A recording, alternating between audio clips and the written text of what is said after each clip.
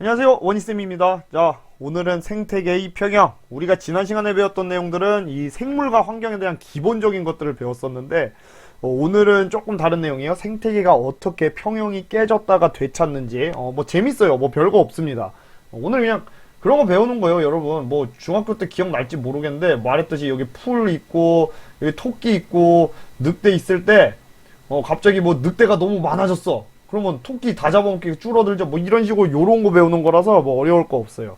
자, 하나씩 가볼게요. 먼저 여러분이 생태계가 안정적이라는 게 무슨 의미인지가 중요한데요. 어떤 지역에 뭐 저기 토끼도 있고, 뭐 늑대도 있고, 그다음에 뭐 돼지들도 살고 있고, 그다음에 뭐 풀들도 살고 있고, 뭐 사슴도 있고 이런 식으로 뭐 곤충도 있고 여러 가지 곤충 여러 가지 동물들이 살고 있었다고 해봅시다. 자, 얘네들이 지금 평화롭게 지낸 거 아니죠? 서로 먹고 먹히는 이런 관계라는 거예요. 근데 요 와중에서 뭔가 토끼가 갑자기 많아진다든지 아니면 풀이 너무 줄어든다든지 이런 식으로 생물의 수에 그 개체수의 종류가 급격하게 개체수가 갑자기 급격하게 변하면은 뭔가 문제가 생기죠. 아니면 생물의 종류 바깥에서 막 황소개구리 들어왔어. 황소개구리 이런 경우 있잖아요. 개구리 막 아니면 바깥에서 뭐 다른 거북이가 막 왕창 들어왔다든지 이런 식으로 생물의 종류가 또 갑자기 변하는 경우에 저 생태계 평형이 깨질 수가 있어요. 그래서 우리가 안정적인 생태계라는 건 뭐냐면은 생물의 첫 번째 종류, 뭐 바깥에서 들어오는 거 없이, 그다음에 아니면 개체수, 뭐 토끼가 갑자기 많아진다던가 아니면 풀이 많아진다던가 늑대가 갑자기 줄어든다던가 이렇게 개체수나 종류가 급격하게 변하지 않아서 이런 생태계가 안정적으로 유지되는 상태를 우리가 생태계 평형 상태 이렇게 부릅니다. 이해되시죠? 뭐 별거 없어요. 쉬운 내용입니다. 자, 그래서 이제 먹이 관계라는 건 뭐냐면요. 생물 사이에 먹고 먹히는 관계를 먹이 관계라고 얘기를 하는데 두 가지 종류가 있어요. 먹이 사슬과 먹이 그물이요. 이렇게 두 가지 종류가 있는데요.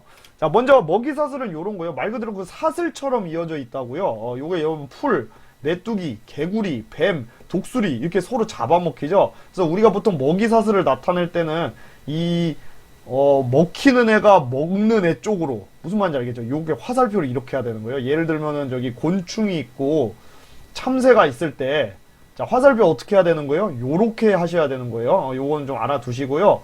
그리고 사실은 요렇게 단순하지가 않죠. 실제로는 더 복잡하다는 거예요. 이렇게 이걸 우리가 먹이 그물이라고 합니다. 좀 더 복잡한 거를 이렇게 복잡한 거를 먹이 그물. 근데 뭐 사실 먹이 사슬과 먹이 그물을 뭐 여러분이 정확하게 구분하는 건 중요한 게 아니고요. 요게 중요해요. 일단은 뭐 먹이 그물 뭐 실제로는 굉장히 복잡할 텐데 자, 중요한 건 요겁니다.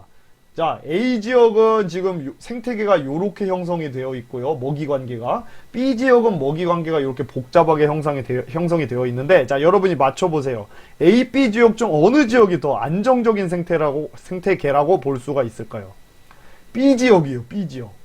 자, B 지역. 자, 왜냐하면요, 여러분, 보세요. 예를 들면, 메뚜기 멸종했어. 자, 그럼 개구리 어떻게 되죠? 개구리도 멸종한다는 거예요. 먹을 게 없으니까. 그럼, 뱀도 죽고 다 죽는다는 거죠. 자, 근데 만약에 이렇게 생태계가 복잡하면요. 자, 개구리가 예를 들어서 메뚜기가 멸종했네? 아니, 그럼 뭐 애벌레, 뭐 이런 거 잡아먹으면 된다는 거죠. 무슨 말인지 아시겠죠? 그래서 뭔가 먹고 먹히는 그런 먹이 관계가 복잡할수록, 먹이 관계가 복잡하게 얽혀 있을수록 생태계가 안정적이라는 거, 이거 굉장히 중요한 거니까 여러분 꼭꼭꼭 알아두시기 바랍니다. 자, 그리고요. 자, 여러분 이거 뭐죠? 클로버, 한국말로 토끼풀이고요. 그 다음에 토끼, 자, 그 다음에 늑대가 토끼 잡아먹고 있어요. 아우, 불쌍하죠. 자, 여기서 요렇게 가볼게요, 여러분. 지금 이 토끼풀들이 갖고 있는 총 어떤 에너지가 있을 테고요. 이 얘들도 생물이니까 에너지가 있어야 살아갈 거 아니에요. 얘네들이 갖고 있는 에너지가 있을 거예요. 그리고 토끼들이 갖고 있는 에너지가 있을 테고, 늑대가 갖고 있는 에너지가 있을 텐데, 자, 무슨 에너지가 제일 많을까요? 어떤 에너지가? 자, 결론적으로 말하면요. 풀들이 갖고 있는 에너지가 제일 많아요. 자, 보세요. 자, 풀들이 갖고 있는 이 줄이라고 해가지고 저기 에너지의 단위인데요. 풀들이 생산자가 갖고 있는 에너지를 예를 들면 쌤 맘대로 그냥 만이라고 할 때 풀들을 먹고 사는 이 메뚜기가 갖고 있는 총 에너지가 1000이고요. 그 다음에 또 이 메뚜기를 잡아먹고 사는 이 쥐들은 에너지가 총 100, 그 다음에 쥐를 잡아먹고 사는 독수리는 10, 이런 식으로 뭔가 상위 포식자로 갈수록 갖고 있는 총 에너지의 양이 점점 줄어든다는 거죠. 자, 그 이유는 뭐냐면요. 얘네들도 이 풀 마늘 다 먹는 게 아닐 뿐더러 다 먹는다고 해도 얘네들이 살아가는데 에너지를 사용하잖아요. 그러니까 에너지를 사용하기 때문에 지 생산자보다는 소비자의 에너지가 더 작다는 거죠. 이해되셨죠? 그리고 이 메뚜기보다도 쥐가 갖고 있는 총 에너지가 더 작아요. 왜? 얘네가 이 천을 먹었다고 하더라도 에너지를 얘네들이 사용을 하기 때문인 거죠. 이해가 됐죠? 자, 그래서 우리가 총 갖고 있는 에너지는 상위 포식자로 갈수록 더 줄어든다는 거 여러분 알아두시고요. 자, 그 다음에 하나만 더. 자, 요런 생태계가 있다고 해볼게요. 자, 요게 풀이고요. 얼룩말이고요. 그죠? 자, 위에 건 뭐죠? 사자예요. 자, 여러분, 요 중에서 뭐가 제일 개체수가 많겠어요? 당연히 풀이 개체수가 제일 많습니다. 풀이 제일 많아요. 그죠? 만약에 뭐 풀은 한 10폭이 있는데 얼룩말이 100마리고 사자는 1000마리고 이러면 안 되겠죠? 그럼 생태계 작살 납니다. 안 됩니다. 그래서 보통 안정적인 생태계는 요 하위 단계가 더 개체수가 많아요. 자, 그래서 여러분이 알아놔야 될 거, 이게 먹이 관계에서 그 에너지 양이라던가 생물량, 뭐 개체수 요런 거를 순서대로 나타내면은 이렇게 피라미드 형태로 나타나거든요. 그걸 우리가 생태 피라미드라고 하고요. 뭐 이게 피라미드 모양이 아닐 수도 있어요. 예를 들면은 어느 지역에는 쥐가 너무 많을 수도 있죠, 오히려. 근데 그런 생태계는 우리가 불안정한 생태계 또는 생태계 평형이 깨진 상태, 이렇게 말을 할 수 있다는 거죠. 그래서 안정된 생태계라면은, 만약에 안정된 생태계의 경우는 뭐 에너지 양, 생물량, 개체수 이런 게 전부 위로 갈수록 감소하는 피라미드 모양이 나타나야 된다. 그리고 우리가 그거를 생태 피라미드라고 한다. 여러분 이렇게 알아두시면 되겠습니다. 자, 근데 여러분 그 용어를 좀 알아두셔야 되는데, 자, 먼저 뭐냐면요. 일단 생태 피라미드에서 맨 밑에 있는 애가 항상 생산자예요. 그죠? 생산자일 테고요. 그 위에 생산자를 잡아먹고 사는 애들을 우리가 뭐라고 하냐면 1차 소비자라고 하고요. 그 다음에 요 위쪽 1차 소비자를 잡아먹는 애들을 2차 소비자, 그리고 2차 소비자를 잡아먹는 애들을 3차 소비자, 그 다음에 뭐 4차 뭐 이런 식으로 계속 나가는 거예요. 무슨 말인지 알겠죠? 그리고 자, 지금 여기가 단계 1단계, 2단계, 여기가 3단계, 이렇게 4단계 뭐 이런 식으로 나가는 건데, 요걸 우리가 뭐라고 하냐면요, 영양 단계라고 하고요. 그래서 보통 우리가 요 위로 갈수록 에너지 줄어든다 했잖아요. 근데 위로 갈수록 이런 말이 안 나오고, 시험 문제 같은 데서는 상위 영양 단계로 갈수록 에너지의 양이 줄어든다, 이렇게 영양 단계라는 단어가 나오니까 여러분 알아두시기 바랍니다. 선생님 문제 하나 낼게요. 생산자랑 1차 소비자 중에서 뭐가 더 영양 단계가 높은 거죠? 1차 소비자가 높은 거죠. 이런 식으로 여러분이 영양 단계라는 용어는 좀 알아두세요. 자, 그래서 뭐 생태 피라미드를 뭐 크게 세 가지로 나타낼 수 있는데, 에너지 양으로 나타내도 당연히 위로 갈수록 줄어드는 거고요. 생물량이라는 건 이제 뭐 다른 말로 건조질량이라고 말하기도 하는데, 그 생물들을 물을 제외하고 그 총 질량을 나타낸 거예요. 그러니까 개체수랑 뭐 거의 비슷한 개념이라고 보면 돼요. 개체수랑 생물량 전부 위로 갈수록 다 줄어든다. 에너지도 줄어든다. 하여튼 근데 위로 갈수록이란 용어가 안 나오고, 상위 영양 단계로 갈수록 얘네들이 줄어든다. 어디에서? 안정적인 생태계에서는, 이런 뜻입니다. 자, 됐죠? 자, 그 다음에 이것도 중요합니다. 사자는 얼룩말로부터 에너지를 얻습니다. 자, 얼룩말은 이 풀들을 뜯어먹고 얻죠. 자, 풀들은 그럼 에너지를 대체 어디서 얻는다는 겁니까? 자, 풀들은 에너지를 어디서 얻냐면요, 풀들은 태양 복사 에너지로부터, 태양빛으로부터 광합성을 해서 얘들이 영양분을 생산하잖아요. 그래서 이 에너지가 위쪽에 1차, 2차, 3차, 4차 요런 소비자들은 하위 영양 단계 애들을 잡아먹어서 에너지를 얻는데, 맨 밑에 층에 있는 생산자들은 어떻게 에너지를 얻는다고요? 태양 복사 에너지로부터 에너지를 얻는다는 거, 광합성을 해서. 자, 요거 꼭꼭꼭 뭐 당연한 얘기 같은데 중요한 내용이니까 알아두세요. 자, 그 다음에 얘네들이 갖고 있던 에너지가 전부 다 위쪽으로 전달되는 게 아니고, 생물들이 살아가는데 이용되거나 아니면 뭐 열 에너지로 방출된다든지 이렇게 해가지고 일부만 위쪽 상위 영양 단계로 전달된다는 거 여러분 알아두시기 바랍니다. 자, 다시 한번 해볼게요. 뭐 이게 선인장, 뭐 쥐, 뭐 이렇게 나와 있는데, 뭐 식물이라 해봅시다. 이 식물이 갖고 있는 에너지를 100이라고 할 때 뭐 얼만진 몰라도 100보다는 쥐들이 갖고 있는 에너지가 더 적다는 거예요. 왜? 얘들이 그 열 에너지로 방출하고 얘네들이 살아가면서 에너지를 소모하기 때문에 상위 영양 단계로 전달되는 에너지는 점점 줄어든다는 겁니다. 이해가 되셨죠? 그리고 또 중요한 게 뭐였죠? 그럼 이 맨 밑에 있는 애들, 그러니까 독수리는 뱀 잡아먹어서 에너지 얻은 거잖아요. 그죠? 근데 얘네들이 에너지를 소모하고 열로 방출해가지고 1보다는 적게 된 건데, 아무튼 뱀은 쥐 잡아먹어서 에너지 얻은 거고, 쥐는 식물 잡아먹어서 에너지 얻은 건데, 자 그럼 식물은 대체 에너지를 어떻게 얻느냐는 거예요. 어디서부터 얻었다? 태양 에너지로부터, 태양 복사 에너지로부터 얻었다는 거. 특히 여러분 여러분이 그냥 태양 에너지 이렇게 해도 되는데, 이과생으로 갈 학생들은, 나중에 과학을 계속 할 학생들은 꼭 태양 복사 에너지 이렇게 알아두세요. 복사라는 단어가 중요하니까. 자, 됐고요. 에너지가 점점 올라갈수록 줄어든다. 자, 그리고 요게 이제 굉장히 또 중요한 내용이 나오네요. 생태계 평형의 회복. 생태계가 평형이 깨지더라도 먹이 관계에 의해서 다시 평형을 회복한다. 자, 이게 무슨 말이냐면요. 이 얘기예요. 보세요. 만약에 생태 피라미드에 뭐 원래는 엄청 복잡하겠지만 선생님이 이해를 돕기 위해서 쉽게 갈게요. 맨 밑에 토끼풀이 있고요. 그냥 풀이라고 할까요?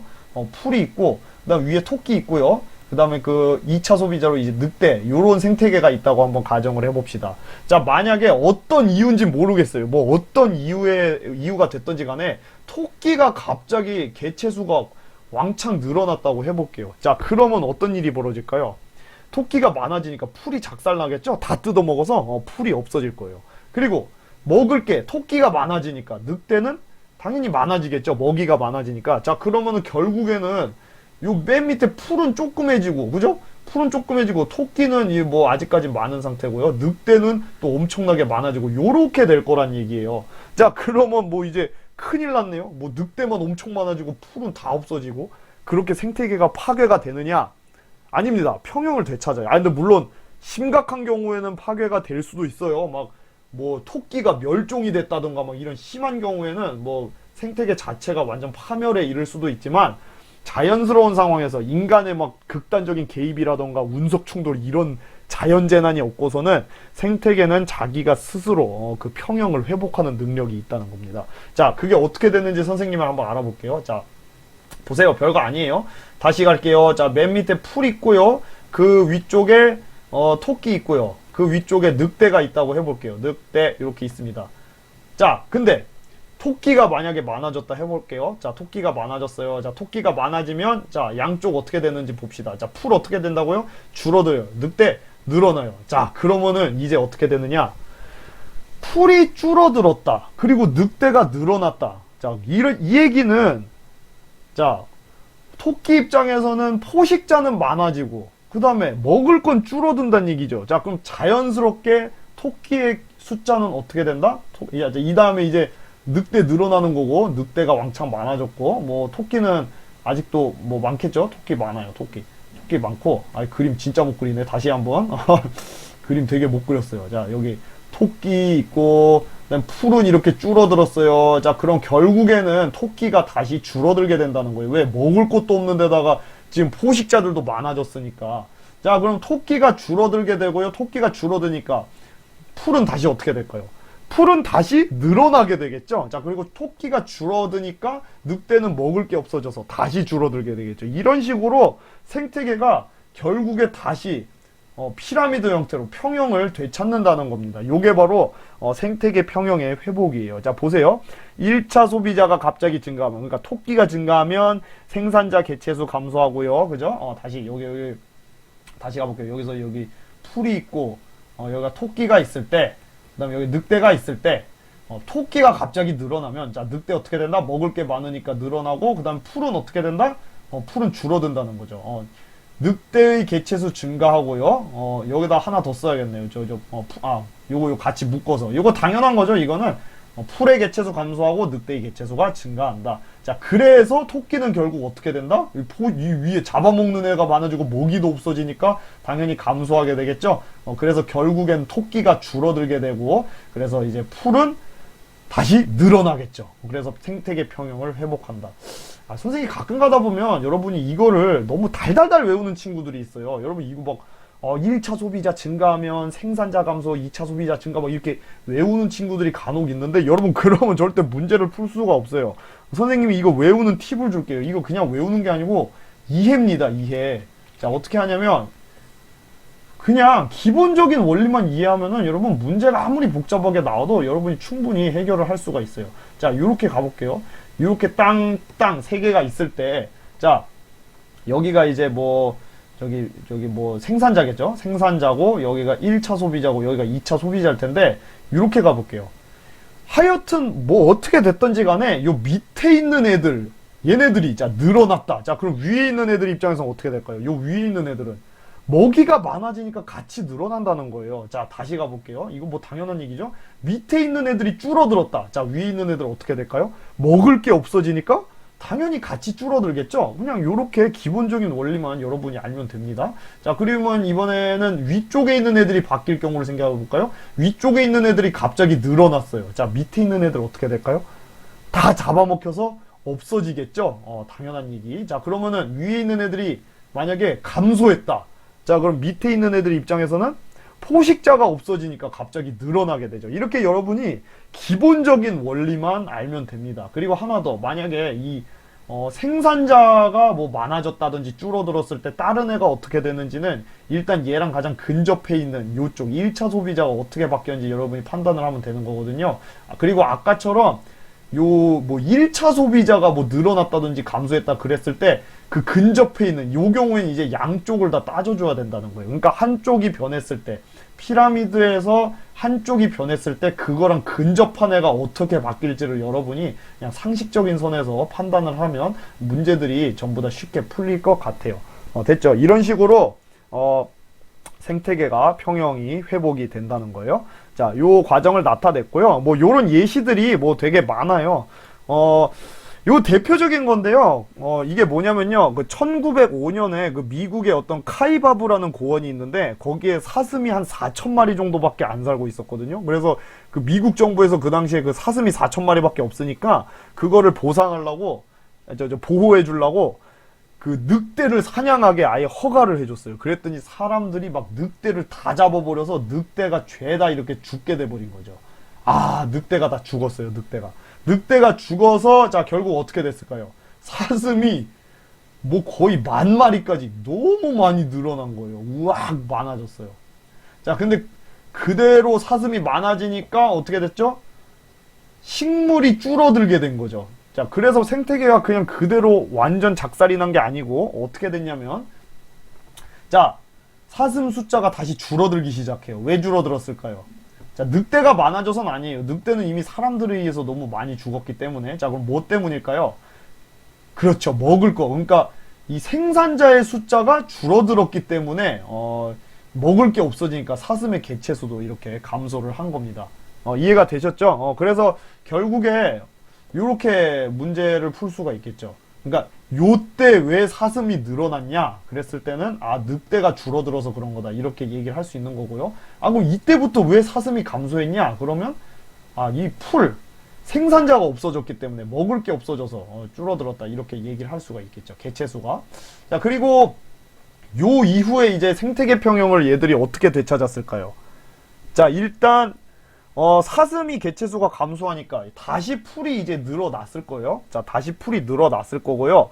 이 풀이 늘어나니까 사슴도 다시 늘어났겠죠. 그죠? 사슴도 다시 늘어났을 거고요. 그러니까 이 조금 남아있던 늑대들 입장에서는 사슴이 많아졌으니까 사슴 잡아먹을 게 많으니까 늑대도 개체수가 다시 증가를 했을 거예요. 이런 식으로 생태계 평형이 다시 회복을 했을 거라고 생각이 되네요. 그죠? 그리고 요때는 사실 사슴이 많아졌으니까 늑대도 많아져야지 정상인 건데 사람들이 너무 많이 죽여버려가지고 늑대가 없었던 거예요. 뭐 특이한 상황이죠. 자, 여기서 우리가 또 알 수 있는 사실은 뭐냐면요.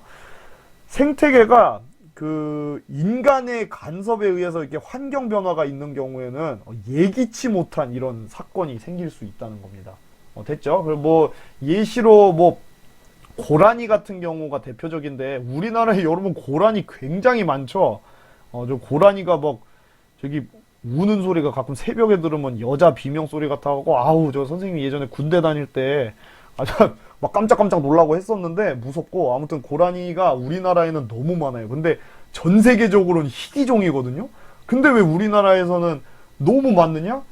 고라니 위쪽에 이 상위 포식자가 없어서 그래요. 막 호랑이 같은 애들 저 일제시대 때 다 멸종하고 그랬잖아요. 그래서 뭐 포식자, 멧돼지도 지금 너무 많아진 이유가 상위 포식자인 뭐 호랑이라던가, 뭐 우리나라 옛날에는 표범도 살았다고 하대요. 선생님이 인터넷에서 알아보니까 그런 멧돼지나 고라니의 더 상위 영양 단계의 포식자들이 다 멸종을 해버려갖고 요런 또 일이 벌어진 겁니다. 그죠? 이렇게 인간에 의해서 또 이런 일도 벌어질 수 있다는 거. 자, 그리고 이것도 굉장히 대표적인 예시라서 선생님이 소개를 하나 해주는데요. 이분이 누구냐면 그 중국 예전에 그 1인자였던 그 마오쩌둥, 다른 말로 이제 모택동이라고 하죠. 그런 사람인데, 이 사람이 그 중국에서 그 곡식들을 참새들이 하도 먹으니까 그 농민들이 막 이게 곡식을 잘 못 걷는 거예요. 참새들이 하도 다 먹어버려서. 그래서 이 사람이 어느 순간 이렇게 말해버립니다. 해로운 새다. 또 중국이 또 공산국가다 보니까 얼마나 그 명령 하달이 잘 됐을까요? 그래서 사람들이 또 참새 죽이기 운동이라는 걸 벌입니다. 대대적으로 참새를 싹 다 죽여버려요. 막 어느 정도냐면은 뭐 이거 명령 내리고 뭐 하루 만에 거의 막 몇만 마리 이상이 다 죽어 나가고요. 1년에 거의 2억 마리 이상의 참새들이 죽었다고 하네요. 막 꽹가리 울려서 참새들을 스트레스 받게 해서 떨어뜨리고, 그 다음에 막 쥐약으로 먹여 죽이고, 그리고 막 나무 올라가서 둥지랑 알, 새끼 다 깨트려서 죽이고, 이런 식으로 참새를 막 1년 동안 2억 1천만 마리가 넘게 학살을 했다고 합니다. 그래서 마오쩌둥이 생각한 건 뭐였냐면, 요거였던 거죠. 그러니까 지금 그 곡식들을 참새들이 하도 먹으니까, 그죠? 이 참새들이 하도 먹으니까 이 참새를 없애면 자 밑에 생산자인 벼가 늘어날 것이다. 요렇게 생각을 했었는데, 이게 예기치 못한 상황이 벌어집니다. 그해 메뚜기 떼가 출몰을 해요. 메뚜기 떼들이 막 출몰을 해가지고 곡식을 죄다 먹어버립니다. 그래서 어떻게 됐을까요? 자, 사실은 그러니까 이게 아니었던 거죠. 마오쩌둥이 생각했던 거는 이게 여기가 저기 곡식, 그러니까 벼고, 그죠? 그다음 그 위쪽이 참새였는데, 사실은 참새가 1차 소비자가 아니고 2차 소비자였던 거죠. 요 중간에 메뚜기가 껴 있었던 거예요. 그래서 참새를 다 죽이니까 그 참새가 잡아먹고 사는 이 메뚜기들의 양이 갑자기 이렇게 늘어나면서 오히려 벼가 더 없어졌다는 이런 참 참담한 일이 예전에 1958년, 60년 그쯤에 있었습니다. 참 이게 대표적인 사례인데요. 이로 인해서 중국인들이 4천만 명 이상이 그러니까 굶어 죽었다고 하죠. 굉장히 끔찍한 사건이었어요. 참새가 메뚜기를 잡아먹는다는 거를 깜빡했던 거죠. 자, 그래서 결국에 저기 선생님이 강조하고 싶은 건 뭐냐면, 생태계를 인간들이 이렇게 인위적으로 뭔가 누군가를 뭐 멸종시킨다던가 막 잡는다던가 이러면은 이렇게 문제가 생길 수 있다는 거예요.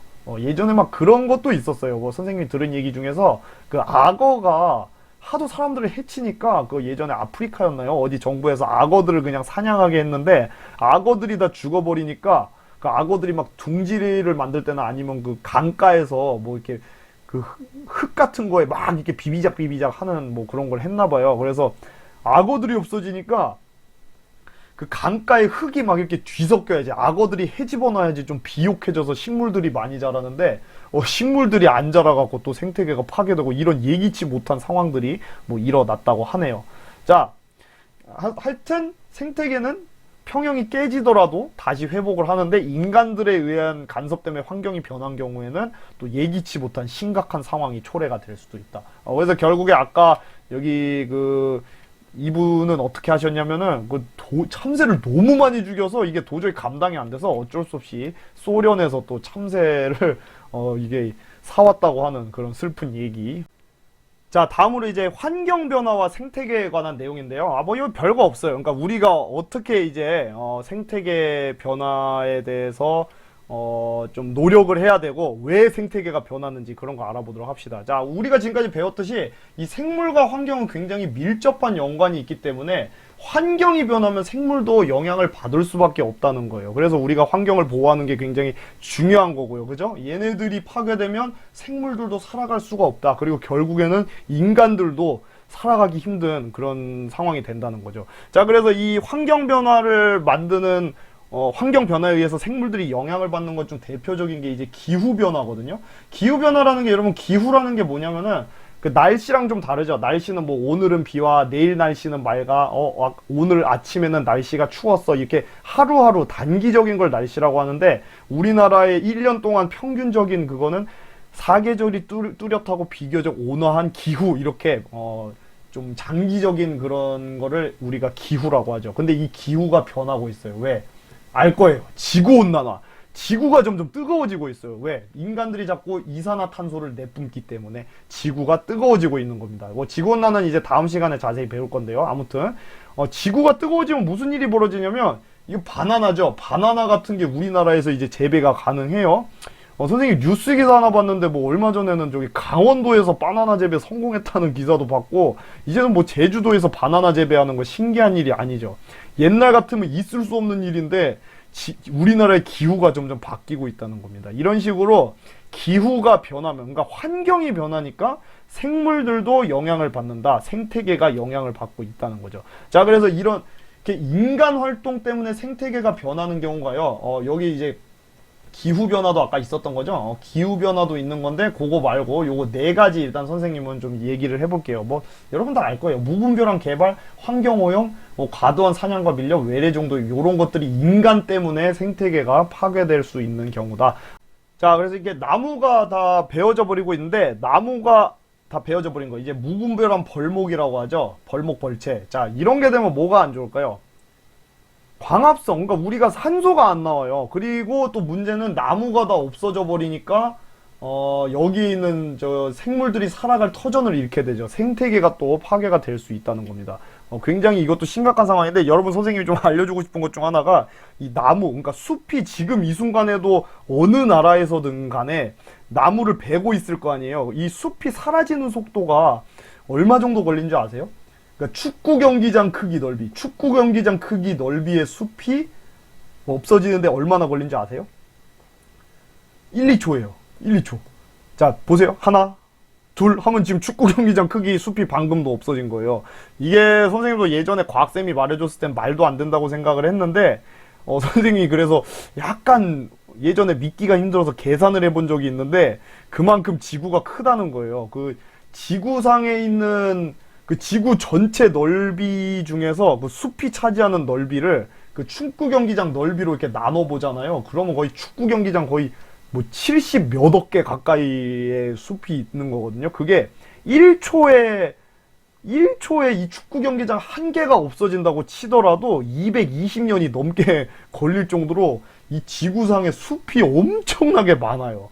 엄청나게 많아요. 그래서 지금 없어지는 속도가 1초에서 2초에 이 축구 경기장 넓이의 숲이 계속 사라지고 있는데 굉장히 심각한 상황이죠, 여러분. 이거 지금 아마존이거든요. 아마존에 보면 아마존이 지금 거의 뭐 지구상 산소의 거의 몇십 %를 생산할 정도로 어마어마하게 많은 숲이 있는데 2000년에서 2017년, 이 17년 만에 숲이 이렇게까지 많이 없어진 걸 우리가 알 수가 있습니다. 그래서 숲이 그러면 숲이 뭐 그러면 뭐 다 없애는데 200년이나 걸리니까 뭐 다 베버려도 되겠네요. 근데 그게 아니라는 거죠. 그죠? 숲이 그만큼 많긴 하지만 이게 없어지면 생태계가 파괴되고 산소가 없어지니까 우리한테 지구 환경한테도 안 좋고 결국에는 그게 우리한테도 돌아온다. 안 좋다. 그래서 노력을 해야 되는 거거든요. 그리고 이게 이제 간척 사업이라는 건데 그 여기를 다 뚝으로 막아버리고요. 바다를 요쪽 바닷물을 가두고서 여기에도 막 시멘트나 이런 모래 같은 거 부어가지고 땅으로 메꿔버리는 거예요. 그럼 여기 있는 갯벌에 있는 막 맛조개 같은 거 다 죽어버리는 거죠. 이거 생태계가 또 파괴가 될 수 있다. 그리고 요런 수질오염이라던가 해양 쓰레기 플라스틱도 굉장히 심각한 문제가 되고 있거든요. 뭐 공기오염, 그 다음에 대기오염이라던가 토양오염 뭐 이런 것들도 환경오염이 되면 동물들이 또 안 좋겠죠. 그 다음에 이거 봐요. 막 무분별한 이런 뭐 코끼리 상아라던가 아니면 저기 뭐 어느 나라에서 우리나라 근처에 있는 그 새끼 개들까지 싹 쓸어버린다던가 아니면 뭐 이렇게 가죽을 너무 무분별하게 벗긴다던가. 우리가 기본적으로 우리는 최상위 포식자이기 때문에 잡아 먹을 수밖에 없어요. 동물들을 죽일 수밖에 없다고요, 여러분. 그죠? 뭐 여러분 소고기, 돼지고기 다 드시잖아요. 어좀 맛있잖아요, 소고기, 돼지고기. 그거 다 죽여서 먹는 거란 말이에요. 근데 문제는 이제 무분별하게 먹는 게 죽이는 게 문제라는 거죠. 그러면 안 된다는 거예요. 이거 보세요. 너무 잔인하죠? 상어 같은 거를 샥스핀, 이 지느러미만 떼가지고 나머지는 버리는 거예요. 이게 또 비싼 샥스핀, 그 비싼 거잖아요. 고래도 막 이렇게 죽여버리고, 이렇게 무분별하게 죽이면은 생태계가 또 파괴가 될 수 있다. 여러분, 사냥과 밀렵의 차이는 뭐냐면요. 사냥은 합법적으로 어쨌든 잡는 걸 보통 사냥이라고 하는데, 밀렵은 은밀하다 할 때 그 밀자예요. 그러니까 몰래, 불법적으로 몰래 잡는 거를 보통 밀렵이라고 합니다. 그다음에 뭐 붉은 기거북이라던가 뭐 뉴트리아, 베스, 블루길, 황소개구리 뭐 이런, 아니면 뭐 이런 뭐 비자루국화, 도깨비가지 이렇게 외래종들이 유입됐을 때 또 뭐 운이 좋으면은 기존의 토착종이랑 잘 어울릴 수도 있지만 대개는 생태계 평형이 깨지는 역할을 해요. 얘들이 먹이를 다 쓸어 먹는다던가. 대표적으로 여러분 미국 가재라고 아세요? 뭐 유튜브 같은데 미국 가재라고 검색하면 그 되게 관련 영상 많이 나오는데 하나 정도 한번 봐보세요. 그 미국 가재가 우리나라에서 그냥 완전 그냥 뭐 먹을 것도 다 먹어버리고 그 생태계를 완전히 교란시키고 있는 거죠. 생태계 평형이 깨지고 있다는 거예요. 자, 그래서 이제 생태계 보존을 위한 노력으로는요, 뭐 여러 가지가 있을 수 있겠어요. 여러분이 일상생활에서 할 수 있는 건 뭐 분리수거라던가 뭐 쓰레기 안 버리기 뭐 요런 것들이 있을 수 있고, 전기 아끼기 요런 거. 그 다음에 요것만 선생님이 설명을 해보면 일단 무분별한 개발 방지. 자, 이 도시 중간중간에 보면 이런 숲들이 형성이 되어 있는데, 이 숲들이 사람들이 뭐 심어놓은 것도 있을 수 있겠지만 원래 있는 것들이 이렇게 있어요. 자, 이게 왜 그럼 사람들이 아니 여기다 아파트 다 세워버리면 되지 않느냐? 법적으로 아예 금지시켜 버립니다. 무분별한 개발을 방지하기 위해서. 그게 이제 그린벨트라고 하는 거고, 한국말로는 이제 개발 제한 구역이라고 하는데, 나라에서 이렇게 지정을 해주면 또 요쪽의 생태계가 또 보호가 될 수가 있겠죠. 자, 그리고 도시 곳곳에 이렇게 숲을 조성해 놓으면 또 이게 다람쥐라던가 새들이라던가 다양한 생물들이 또 뛰놀 수 있는 공간이 생기고, 사람도 더 쾌적하게 생활을 할 수가 있겠죠. 도시숲 같은 거 조성하는 것도 중요하고요. 이렇게 이게 되게 여기만 보면 삭막해 보이는데 가운데 이렇게 숲이 있으면 얼마나 좋습니까? 막 식물들도 있고 다람쥐라던가 새들도 짹짹이고. 자, 그 다음에 요거는 뭐냐면 이제 생태 통로라는 건데요. 선생님 어렸을 때 이게 참 이해가 안 됐던 게, 요쪽 뒤쪽이 싹 다 산으로 막혀 있거나 아니면 요 위에가 이게 차들이 다니는 도로라던가 하면 당연히 요로 이제 자동차가 가야 되니까 터널을 뚫어야 되는데, 이거는 뭐 그냥 아무것도 없는데 왜 터널을 뚫었지? 이렇게 선생님이 어렸을 때 그렇게 생각을 한 적이 있어요. 자, 그게 왜 그러냐면 요 위로 동물들이 왔다 갔다 하게 하려고 이렇게 만든 거예요. 자, 그거를 생태통로라고 하는데, 위쪽에서 보면 요렇게 생겼습니다. 자, 동물들도 의외로 기억력이 좋아서요, 요렇게 막 찾아와요. 가끔씩 뭐 약간 멍청한 애들은 이렇게 가다가 뭐 로드킬 당해서 죽기도 하는데, 끔찍하죠. 불쌍하게. 보통은 이렇게 찾아옵니다. 얘들이 잘 찾아와서 얘들이 번식을 한다던가 먹이를 찾는다던가 할 때 또 굉장히 큰 역할을 한다는 거, 이렇게 해줘야 되는 거죠. 생태통로 이렇게 만들어 놓은 거고요. 이것도 대표적인 예시 중 하나인데, 미국의 키시미 강이라고 해서 원래는 요렇게 강이 생겼었는데 인간들이 여기를 다 일자로 뚫어버린 거예요. 그랬더니 여기가 생태계가 회복불능으로 완전히 박살이 나서 미국 정부에서 강단을 내립니다. 그냥 원상복귀 시켜라. 그랬더니 이게 또 한 10년 만에 또 여기 다시 숲이 조성이 되고 희귀 생물들이 막 찾아오고, 이렇게 생태계가 또 하천을 보고 나니까 회복이 된, 이게 굉장히 좋은 사례 중 하나예요.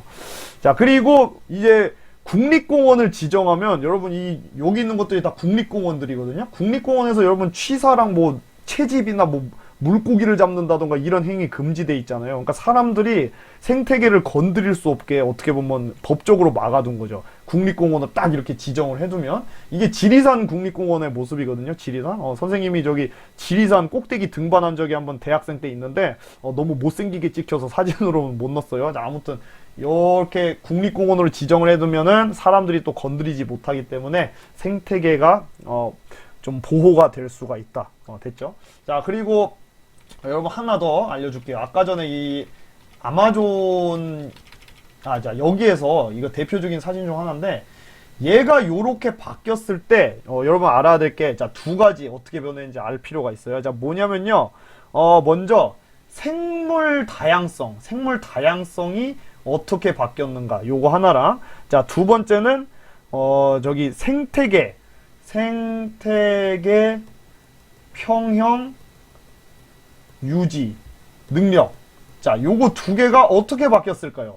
생물 다양성 당연히 줄어들었겠죠? 여기 뭐 숲이 다 살아갈 터전이 없어졌으니까 분명히 멸종한 애들도 있을 거라는 거예요. 아니면 다른 데로 도망갔거나. 그 다음에 생태계 평형 유지 능력은 당연히 떨어졌겠죠. 인간들이 계속 이렇게 개입을 해가지고 지금 힘들어지고 있는 상황이라는 겁니다. 자, 이렇게 해서 우리가 지금까지 그 생태계의 평형의 회복, 그리고 인간들에 의한 환경 변화와 이 생태계 파괴, 그리고 우리가 이거를 완화하는 방법들에 대해서 알아봤는데, 선생님도 요걸 수업을 하면서 반성을 많이 해요. 뭐 선생님도 모르게 뭔가 안 좋은 일을 하지 않았나 생태계. 그래서 우리가 일상생활에서 할 수 있는 거는 절대 뭐 분리수거 대충 한다던가 쓰레기 아무데나 버리고 이런 행위는 하면 안 될 거고요. 전기도 아끼면은 전기 만들 때도 막 석유 석탄 많이 사용하니까 환경오염이 많이 되거든요. 그래서 우리가 최소한 일상생활에서 실천할 수 있는 것들은 오늘 하루만이라도 좀 같이 해봤으면 좋겠네요. 자, 여러분 너무 고생 많으셨고요. 다음 주에 이제 다음 시간에 지구온난화 같이 공부해 봅시다.